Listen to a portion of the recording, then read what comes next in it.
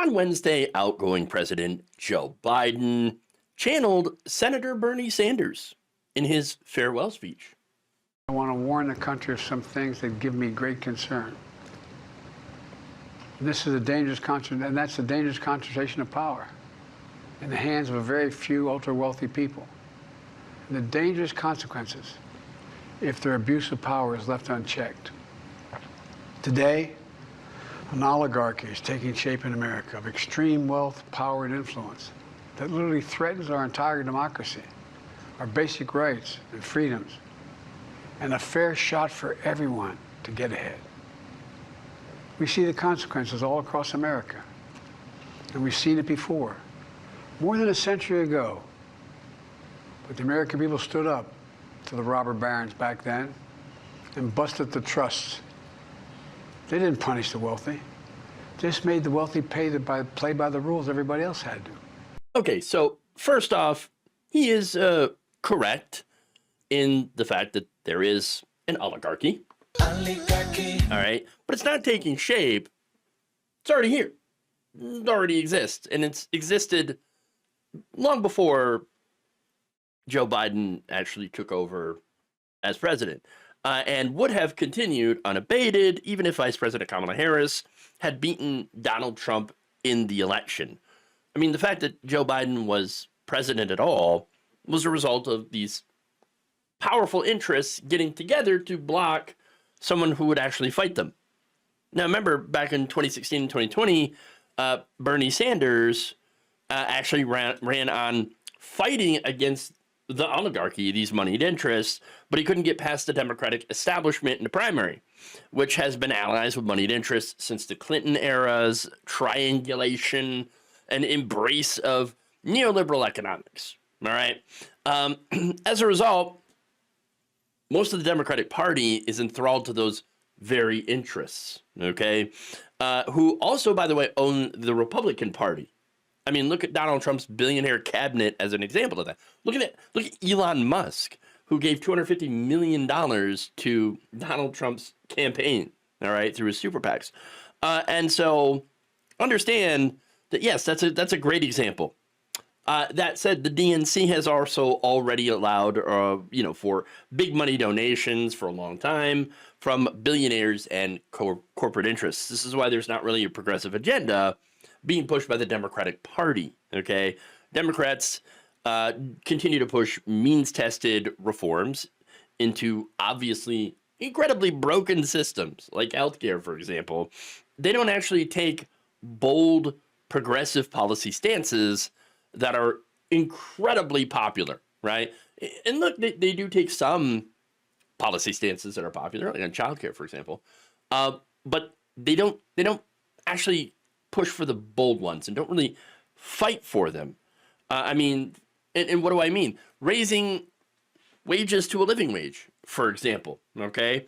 Not just to $15 an hour, but something like $25, which is necessary for today, especially with inflation. I mean, look, running on universal health care, like Medicare for all, that's something that, again, really good for the country and would be incredibly popular. Doesn't get pushed at all by the Democratic Party. In fact, the Democratic Party establishment despises it, works against it.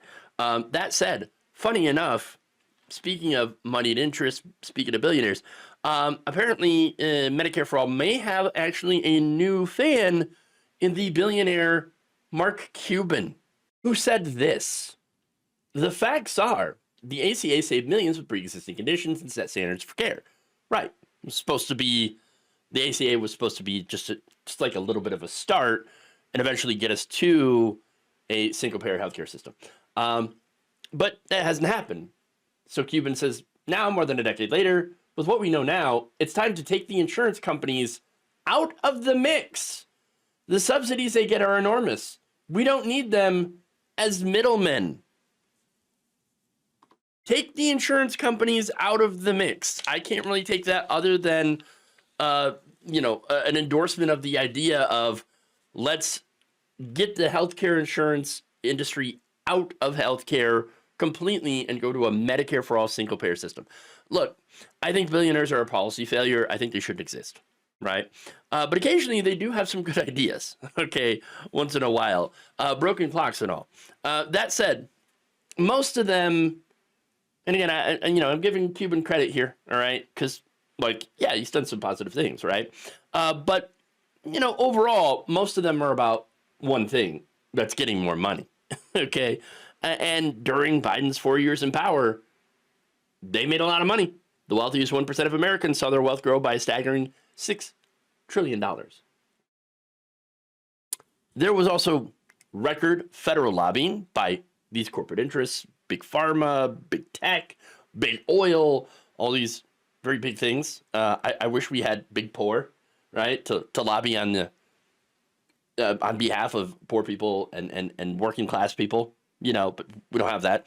Now, that money, of course, was used to derail things that most Americans want, like childcare, more affordable drugs, prescription drugs. Taxing the wealthy to pay their own fair share. Wealth tax. All these are incredibly popular things. Okay. Now, that said, I'm going to get back to the speech here, which sounds a lot like what Senator Bernie Sanders said last month. Talked to NBC News. He said we are rapidly moving into an oligarchic form of society. Oligarchy. Never before in American history have so few billionaires, so few people had so much wealth and so much power. Never before has there been so much concentration of ownership, sector after sector. Yeah, absolutely. I mean, you look, we got like mega mergers, and we got, just corporate concentration of the media. And of course, you have, these social media companies that are just enormous. Okay. Amazon. He said never before in American history, and we better talk about this, have the people on top had so much political power. Yeah, through their lobbying. In this last election, in both parties, billionaires spent huge amounts of money to elect their candidates. Now, in Biden's speech, he didn't mention Bernie Sanders. Okay, I know, but Bernie Sanders was not bothered by this. Of course, he wasn't offended. In fact, he was like, "Oh my God, thank you for actually saying this." All right. In a social media post early Thursday, Sanders said, "You were absolutely right. This is the defining issue of our time." We do not deserve Bernie Sanders. That's why he didn't become president. We're just not ready for him, Instead, we deserved Donald Trump, honestly, and we're getting him again, and deserve everything bad that happens to us as a result. The people that voted for him, and that sucks. But look, it's because of the moneyed interests, right? They got Trump elected. The deep corruption in our political system, in the Democratic Party, that's what allowed for this. The elite came together to stop Bernie Sanders during his 2020 run, all right, which ended up giving the nomination to Joe Biden. Okay, the elite got all together. They said, we don't care what we're going to do. We don't care who gets the nomination. Just stop Bernie Sanders. We have to stop him. That's what corporate America did. And guess what? They were very, very successful, right? Now, it's funny, the right wing loves to say that progressives, we lost because we're too far left. We're too woke, right? On what exactly? Universal healthcare? Again, a lot of Americans now say that the government should be involved in healthcare, right? In guaranteeing healthcare for everybody. What about raising wages? Most people are in favor of raising the minimum wage. Most people are in favor of, universal child care. Most people are in favor of lowering drug prices and grocery prices. Most people are in favor of things like a federal job guarantee, taxing the rich, wealth tax. All these things are massively popular, okay? When you ask them, they're like, of course we agree. The thing is, what loses elections is when you embrace the status quo, when you embrace corporatism, when you embrace corruption. Okay, that's what happened in this last election. Okay, that's what happened with Kamala Harris, who ran as a very establishment, status quo candidate, did not run on Medicare for all. She didn't run on a $25 minimum wage. Okay, no, she didn't run on any of that stuff. All right, she ran on well, funny enough, getting back to Mark Cuban, she ran around with him talking about American democracy. It wasn't exactly an effective pitch. All right, even though there were some policies that were, yes, still working around the edges, but still would have helped people. However, Donald Trump, with his grandiose promises, I mean, yeah, he got more of the working class people. And while Kamala Harris actually made inroads with wealthier people. That's it. And so, look, all it took was a fake right-wing populist running against someone who was running as the establishment to completely just obliterate the Democratic Party in these elections. And you can't say it wasn't a gigantic loss. I mean, Donald Trump's going to be president, and the Republicans have been handed control of all the levers of power. May have been by a thin margin, and they got just barely controlling the House and stuff, but a win's a win. And they do have control. They've got the levers of power, all right? And now I say that this is fake populism because there's no such thing as right-wing populism. Not really. Especially on economics, all right? It's all about giving rich people more money. And that's why he has the three richest men on the planet, Elon Musk, Jeff Bezos, and Mark Zuckerberg, all hanging out at his inauguration. They gave him money. They donated to that inauguration. And Musk, as I mentioned before, $250 million. Why? Because Donald Trump's going to dismantle regulations. He's going to make these billionaires even wealthier and more powerful. So look, it's going to be as bad as it's going to be under Donald Trump. And it's going to be bad, right? You can't ignore the fact that this problem didn't start under Biden, obviously, but it continued under his leadership. And this is what led to not only Donald Trump winning the first time, right, these very same problems, but led to him winning again. And again, I don't just blame Joe Biden, okay? No, you got to go back to Obama. You got to go back to Clinton. The DNC, under them, they took big money from corporations and billionaires. And then, of course, used a lot of that money to bury progressives and progressive policy. That's it. It wasn't woke that lost this election. No, it's the influence of big money on our system. That's it. That's what ultimately handed over to a demagogue and fake populist like Donald Trump, his billionaire friends, who do plan on using their newfound power to rob us all, average people. So that's the reality. And yes, while Biden is correct, it is important to point out that he didn't really do much to remedy that. Supreme Court Justice Samuel Alito asked a pretty bizarre question during a hearing involving Texas's controversial age verification law. During Wednesday's arguments, the judge asked how much of the adult website content is obscene to children. Now, the attorney for the other side, Derek Schaefer, couldn't really give an exact answer, but guessed around 70%. 70% is obscene to children. Okay. Now, that led Alito to ask this interesting question. Quote, is it like the old Playboys? You have essays there by the modern day equivalent of Gore Vidal and William F. Buckley Jr.? Now, obviously, that made people laugh.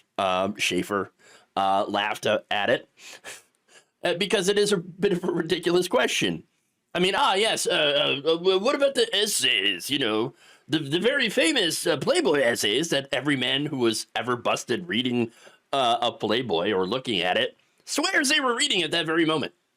No, I wasn't looking at those pictures, babe. Trust me. I was looking at the essay. I was reading the essay. Very, very informative stuff here. Oh, no, you don't need to read it. I'll just summarize it for you later. Look, I'm not saying the essays didn't exist, obviously, but I don't think a lot of people got the magazine to read them. I'm just saying. I'm just saying. Now, Schaefer responded by saying, not in that sense, but in the sense that you have wellness posts about women recovering from hysterectomies and how they can still enjoy sex. Okay, that's on there, he says. Discussions about age verification proposals and where the industry lines up, as far as what they think should be legislated and what should not.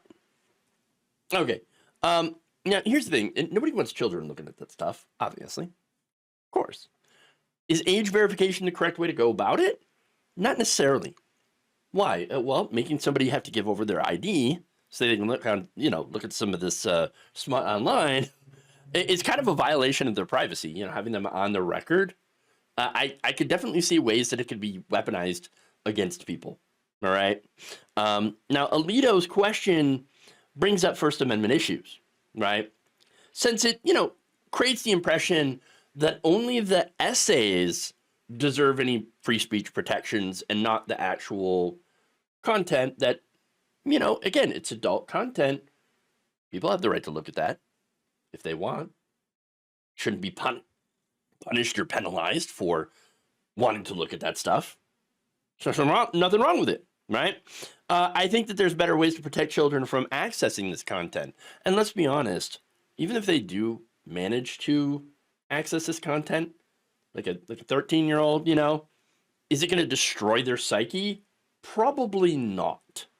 And this is speaking from experience here, right? When I was younger, I had access to some of those magazines. I survived. It didn't destroy my psyche, okay? That said, yeah, of course you want to keep it away from kids, right? But this push is not, I think, it's not really about protecting young people, okay?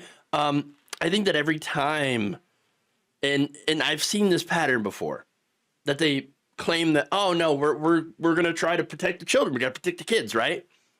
It usually ends up getting expanded and used against adults. And let's be honest, I mean, talking about for example, like, oh, we gotta ban the gender affirming care and the hormones, right? To protect the children. And then, of course, once they do that, we've seen in some states where they've expanded it now to adults. Now it's adults that can't get gender affirming care. Oh, I thought you were just trying to protect the kids, right? No, it wasn't about protecting the kids. This is ultimately about pushing conservative morality standards onto everyone else. That's it. Look, Project 2025 goes into this. They talk about how they're going to, try to begin labeling content that, involves LGBTQ plus people, drag queens. Going to label it all as pornographic. Why? Even there's no sexual imagery, no sexual descriptions at all, still going to label it pornographic, which shows you what they really think about members of the LGBTQ plus community, that they are inherently, they think them inherently sexual. And then, of course, anything that's inherently sexual to them has to be bad. Anything except for straight cisgender relationships that, between married couples, only that will be acceptable. Everything else, unacceptable, pornographic, we must get rid of it, we must legislate it. Which is pretty funny because some of the most anti-gay, anti-trans people happen to be the biggest consumers of gay and trans sexual imagery online, okay? I mean, you remember Mark Robinson? Self-described black Nazi who ran to be governor of North Carolina and got blown the F out. Yeah, that guy's a massive transphobe, right? And yet he had an account online that regularly viewed transgender pornographic material. So, I mean, hypocrisy, yes. But nobody should...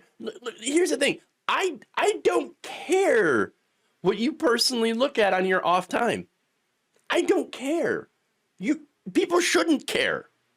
Again, the hypocrisy, yes, although they've shown us that they really don't care about being exposed as hypocrites. But we all know that these, the more virulently anti-LGBTQ you are, the more likely you are to be looking up that porn. Just for example, if you're super racist, odds are you're looking at Ebony online. All right. So I think it's really par for the course. And the thing about it is, it would be amusing at most if these people weren't also literally trying to erase the existence of LGBTQ plus people through criminalization efforts like this.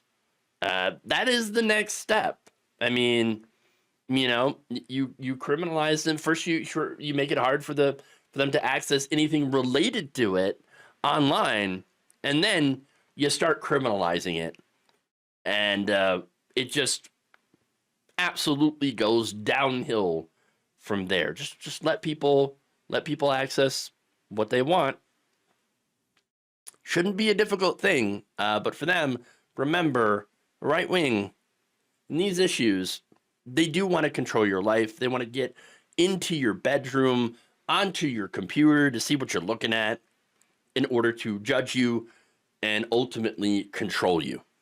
Some users are logging off Facebook for good, following Meta's pivot to appeasing incoming president-elect Donald Trump. CEO Mark Zuckerberg recently announced a series of changes to the platform, to many platforms under Meta, which include the end of fact checks, as well as reducing content moderation around political discourse. Now, this is not good, okay? Updates to Meta's policy on hateful conduct now allow people to call members of the LGBTQ community mentally ill, and you're also allowed to compare immigrants, like Mexican immigrants, for example, to literal feces. So, yeah, that's great. Lovely. In addition, Meta had also disbanded its diversity, equity, and inclusion team because, of course, I mean, a lot of these major corporations are getting rid of their DEI. So, hey, look, if you're a mid-white guy, okay, and you don't get a job at these companies now, you can no longer blame DEI. Okay, can't blame affirmative action because once that went away, then they went to DEI. Can't blame that now. So what are you gonna blame? What are you gonna blame? Especially if the immigrants are gone. And then what are you gonna blame? At some point, the realization is gonna have to dawn on you that, oh, right, it's because I'm not bringing anything special to the table. So now, Zuck is not the only big tech billionaire that is kissing Donald Trump's ass. In fact, you've got Elon Musk and Jeff Bezos that will both be seated in prominent spots at Trump's inauguration. That's after they gave millions of dollars to Trump and his inauguration. Elon Musk, of course, gave nearly $250 million. So now, of course, when it comes to users of Facebook, that has not gone over well. Facebook and Facebook products. NBC News reviewed hundreds of posts and comments across the various social media platforms, saying that users would delete their Meta accounts, stop posting, or boycott the company in response to these changes. Since Meta's changes were announced, Google searches for deleting Facebook and Instagram have sharply increased, according to Google Trends. One person who has more than 20,000 followers on Facebook and Instagram said, quote, "I no longer feel safe to post on either platform as a queer Chicana woman." This is Marie Valencia, who's a full-time artist. She says, "I've seen a steady stream of folks abandoning their profiles as well, especially in the last couple of weeks as Meta has dismantled DEI and speech protections for the most vulnerable online." Valencia has moved to posting on Blue Sky. Hey, all right. The alternative to X, as well as a platform for Latina women called Amigahood. Meta will become another X, Valencia said. Well, I mean, yeah. They're literally taking the community notes idea from X, which, by the way, outsourcing fact-checking to your community means that you don't have to pay fact-checkers. Okay? So, yeah. Now, when it comes to Facebook, I've been on it for a long time. Okay?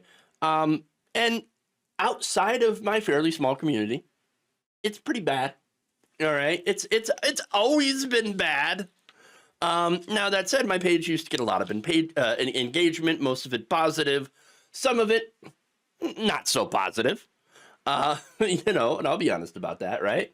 That said, currently, after their recent changes as of like last year, which really limited the reach of political content such as myself, it's a lot smaller.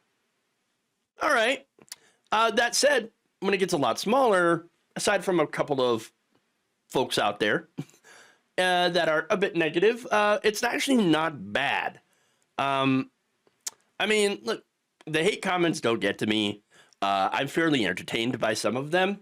Some of y'all who are haters are extremely dedicated haters, and I appreciate you because you're hanging around, you're engaging, and that actually helps me in the algorithm. But the positive commenters, of course, I appreciate that you have all remained and are a small community, and it's good. I would understand, of course, if you wanted to get off this platform and go somewhere else, like, for example, to my YouTube channel, and you can see where that is, at Logically Leftist. But, if you want to stay here, I'll keep posting. I'll post through it. It doesn't matter. All right, but there's more. Cord Jefferson, a director of Academy Award Best Picture nominee American Fiction, announced on Sunday that he was leaving Instagram, but would remain active on Tumblr, though I think it's a different company. So many things are getting bleaker and grosser by the day, he says. And while we can't place the blame for all of it at the feet of tech oligarchs, here we go again. Oligarchy. We can place the blame for a lot of it at the feet of tech oligarchs. I'm doing what little I can to shut the increasingly stupid ideas that shape online spaces like this out of my life. Stanford University law professor Mark Lemley, who represents Meta in a copyright dispute involving AI, announced Monday that he would be dropping the company as a client and reconsidering his use of Meta platforms. Quote, I struggled with how to respond to Mark Zuckerberg and Facebook's descent into toxic masculinity and neo-Nazi madness. And by the way, just got to point out, like, masculinity is fine, but when it goes into, the toxic variety, as in, like, when you're putting people down, when you're going the Andrew Tate route, as in, is sex with women gay? What? That's the Nick Fuentes route as well. That's when you start getting toxic. Is wearing the wrong kind of shirt not manly? Destroying masculinity? Yo, that's super fragile. All right? Seriously.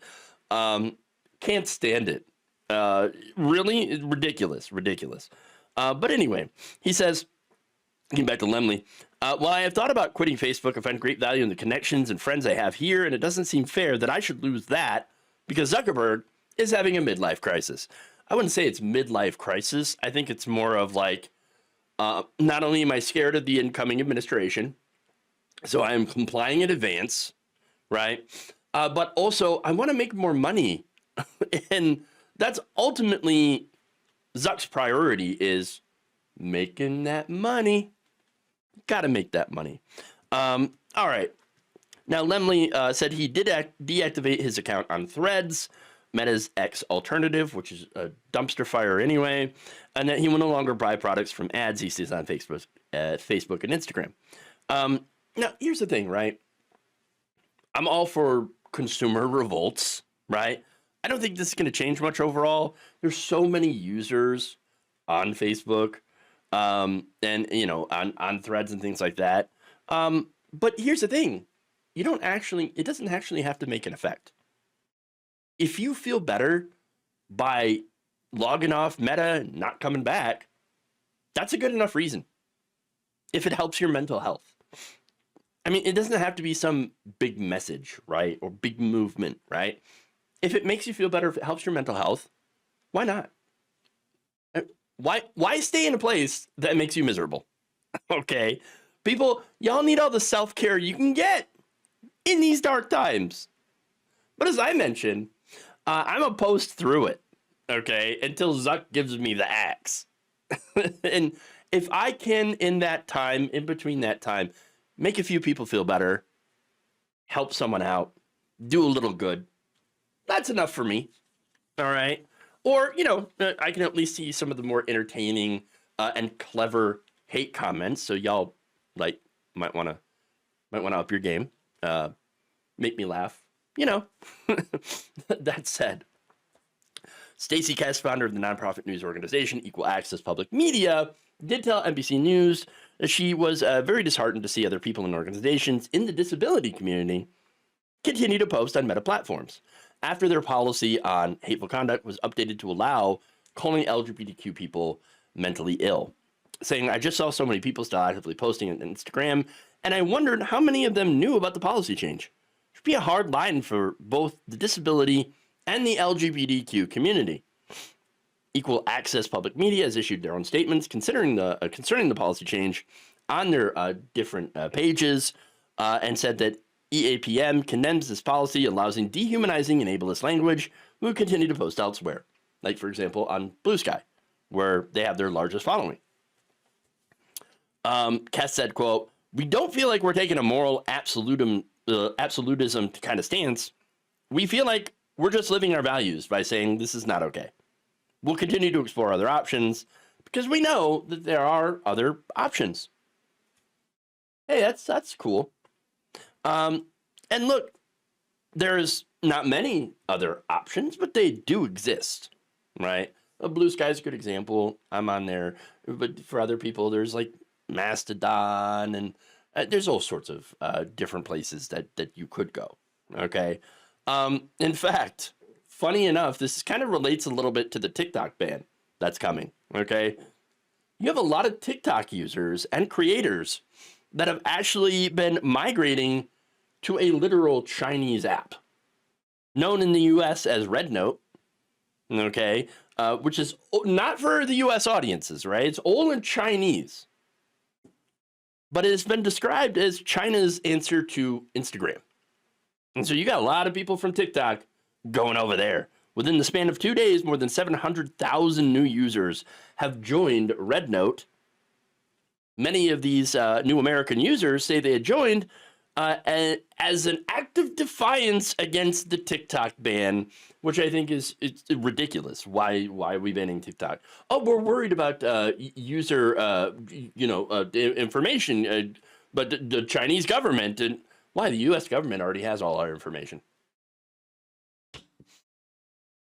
I mean, our corporations just hand it over to law enforcement, hand it over to the politicians whenever they want it. How's the Chinese government having that information? How's it going to make that worse? All right. It's ridiculous.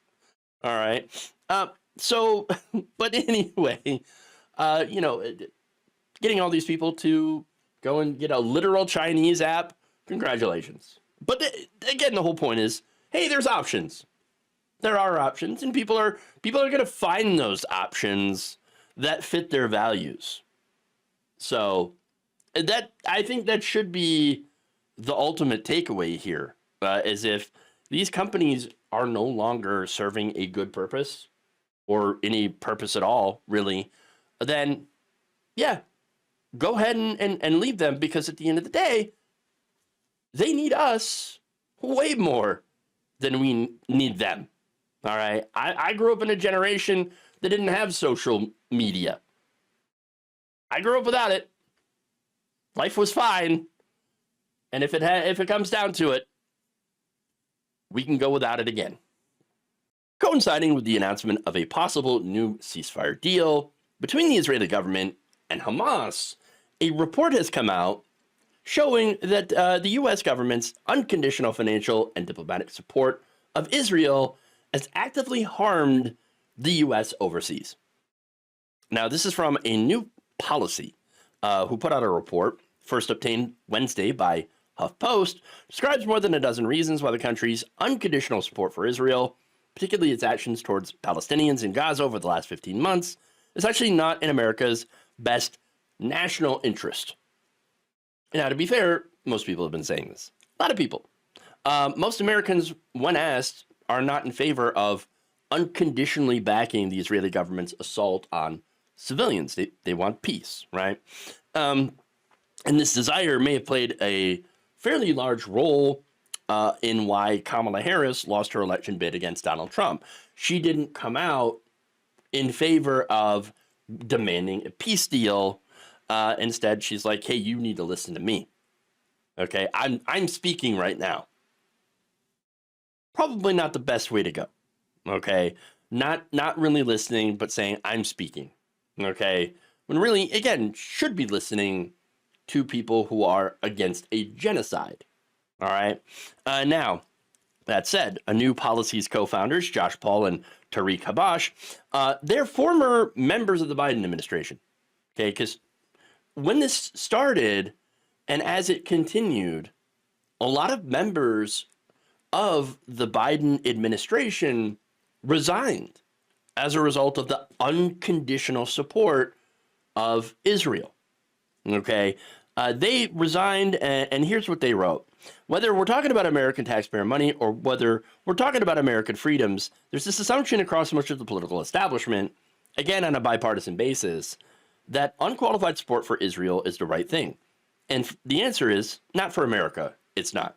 It's really great for Israel, obviously, but not so good for us. We don't want our tax money going to bombing hospitals and schools. Okay.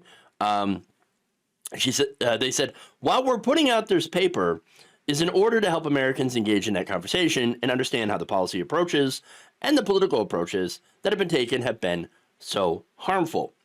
Now, this report's release comes a day after Israel and Hamas entered into a tentative agreement on a long-awaited ceasefire, which involves pausing the violence in Gaza and exchanging hostages.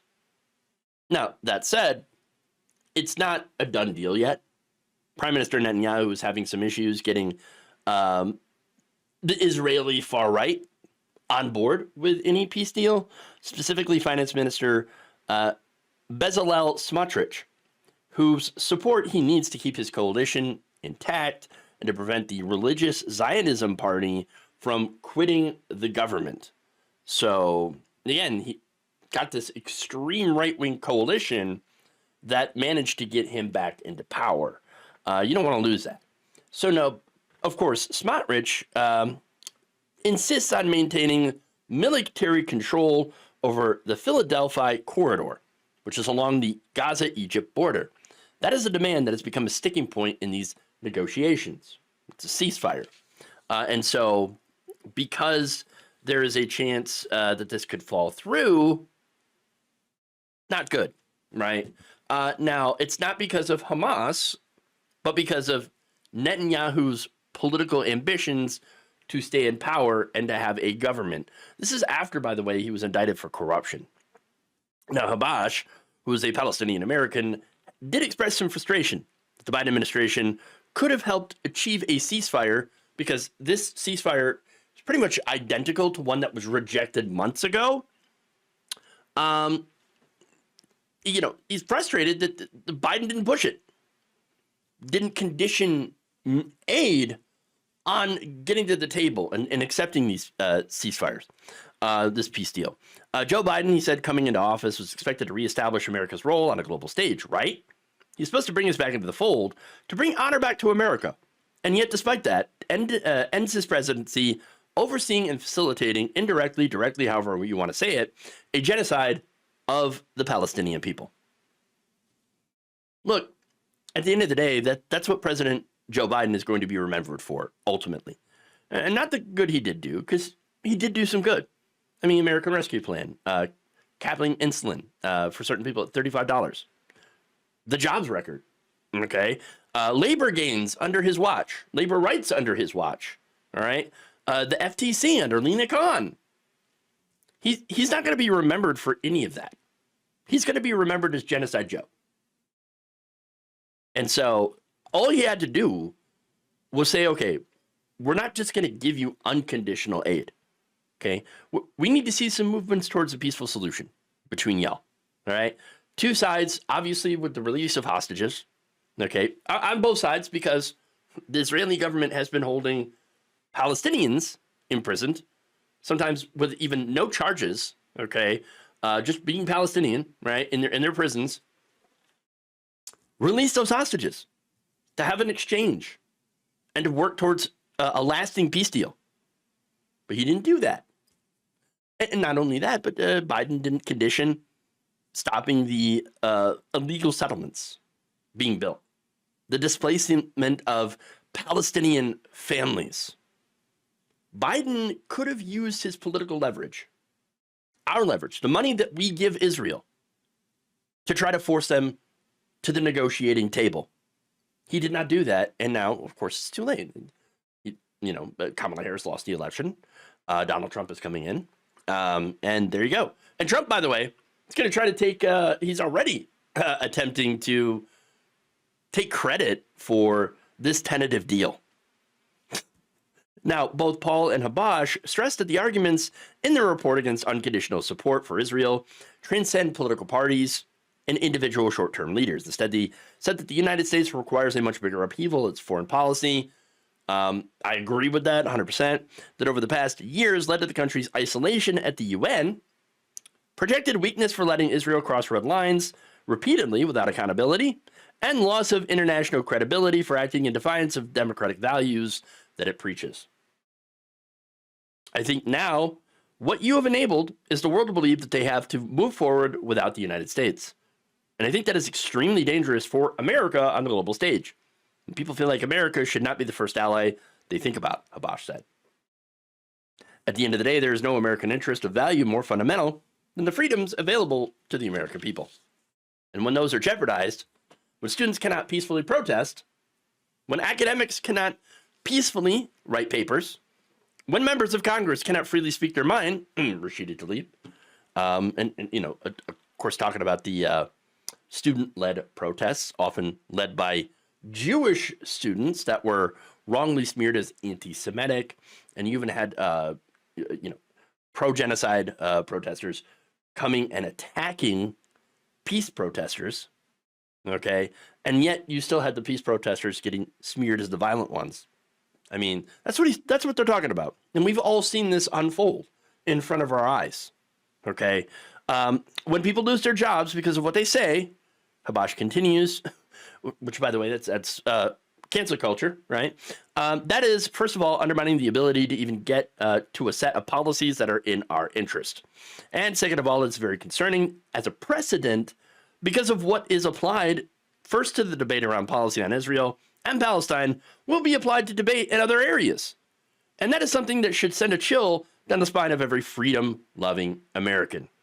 And I think that is such a great point by Habash. The Trump administration, look, they're going to be filled with right-wing ghouls. You know it. They will, of course, apply the same tactics Biden and the Biden administration used against these peaceful protesters at colleges. Okay? They're going to use those tactics against anyone else that protests the Trump administration, right-wing policies for any reason. Again, whether it be against him or whether it be against, I don't know, the government cutting Medicaid, Medicare, Social Security, right? Veterans health care. You get people out there protesting, suddenly, oh, they're going to label you a violent terrorist and probably anti-Semitic too. And so that's the danger. And unfortunately, he's right. Biden opened the door to that. Just like Obama opened the door to punishing leakers, like Edward Snowden, Chelsea Manning, which allowed Donald Trump to go after leakers twice as hard. Okay? And so I'm very, very concerned about the doors that continue to be opened by Democratic presidents that Republicans rush right through and immediately abuse. I'm very concerned about these doors being open. Because once you open those doors, once you give these powers to the president and set these bad precedents, it's very, very hard to put that proverbial genie back into the bottle.